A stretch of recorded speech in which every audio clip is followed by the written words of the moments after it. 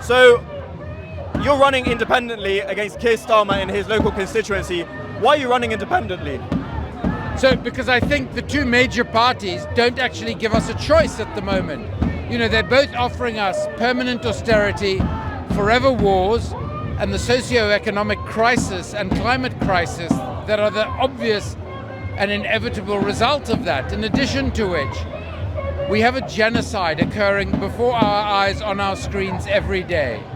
And neither party is prepared to demand an unqualified ceasefire or an immediate halt to arms sales to Israel. This is money that we are spending in subsidizing those weapons that should be spent on our NHS, on housing, on our schools, on our care and benefits system. So, you know, many of us independents are running to give people a real choice. Because there is no choice between the two parties. They're one and the same thing. They're offering the same thing. Keir Starmer has moved onto Tory terrain. And unfortunately, usually you don't have a clue what to believe in what Keir Starmer says. But his massive rightward shift, sadly, I think, is going to characterize him in government. And the vast majority of people don't want that. And in my constituency here of Holborn and St Pancras, we're a progressive constituency, we're a very diverse constituency. It's shameful that we have a right-wing MP like Keir Starmer standing to be our MP again. So the Labour Party, I think, is probably in a worse situation than it was under Tony Blair.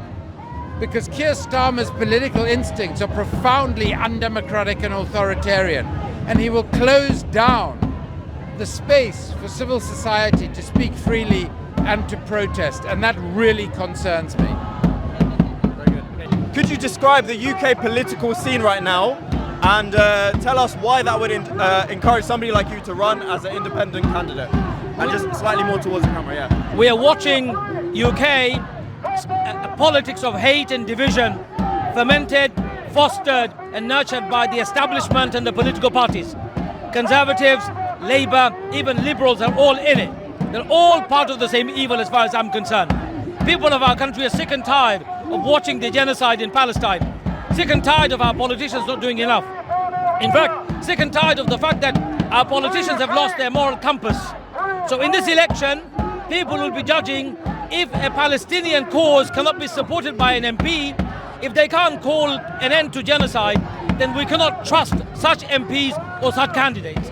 So we're standing together and saying, make this election an election of moral compass, an election for the people of Gaza, election against the genocide in Palestine, and most importantly, freedom of the people of the world. I think people are sick of the two-party race to the bottom of our humanity.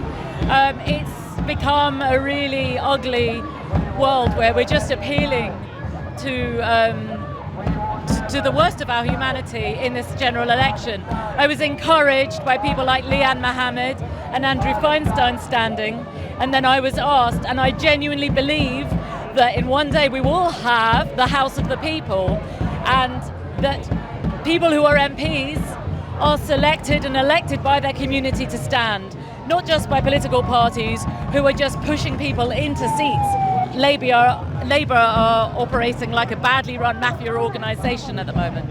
So I'm encouraged to stand as a person who voices the words of the people and the communities around me. Very nice. Okay, so kind of similar on that topic, a lot of people across the UK right now feel a bit disengaged from the UK political scene and feel discouraged and like maybe reluctant to vote. Firstly, what do you think that says about the UK political climate? And then what message would you have to them, and like where do you think that is heading? It's understandable that people are feeling disillusioned and disenfranchised, and there's been so little reason to feel inspired to vote. I was awoken by Jeremy Corbyn's campaign. That awoke me and awoke my spirit to keep fighting. Please, dear God, vote. There is someone in every constituency, I hope, who stands for a ceasefire and who stands for public services and human rights in this country. Because human rights in this country are a reflection of how we see human rights in Palestine, in the Middle East. So You must exercise your right to vote. Register, go for the postal vote. If you don't have all your ID ready, you must vote. It is your political action of the next 5 years. Two more questions. Sure. You're of South African background, correct? As somebody who's come from a country which faced a brutal apartheid, to what extent does that encourage you to run in the UK currently and in the current climate? The fact that I'm South African and that I served under Nelson Mandela as a member of parliament in our first democratic parliament has played a big role, because I have experience in parliament. I've legislated huge legislation. But most importantly, as Nelson Mandela taught us, the most honorable thing you can do is to represent your community. But you've got to be accountable to them and represent them. And I don't believe most of our so-called representatives do that. They represent themselves, their billionaire donors, rather than the people of their constituency. So that entire experience has been absolutely central in my standing.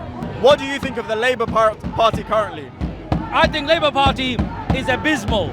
Under the leadership of Keir Starmer, it's become more right-wing than any right-wing party I've ever seen. The fact that Keir Starmer could say Israel can shut off water, electricity and food, starve the Palestinians to death, that's disgraceful. And not only has he done that, he's supposed to be a human rights lawyer.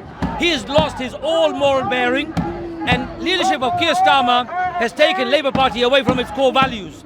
Labour members are disheartened, disgruntled, and they are very, very angry and upset. They're telling me on my campaign trail that they can no longer vote for Labour Party. So Labour Party has lost its mojo. Conservative Party should be kicked out of offices as soon as possible. And we need independent candidates who can vote with their conscience and who can vote for the people of Palestine and Gaza. Very good. And two more questions. What would you say to people right now who have kind of disengaged with UK politics at the moment? A lot of people feel disheartened. What would you say to them right now? We cannot we cannot disengage. We cannot be disheartened. We cannot give up. We need to stay together. It is the most important historic moment for us to make a change. The change is now.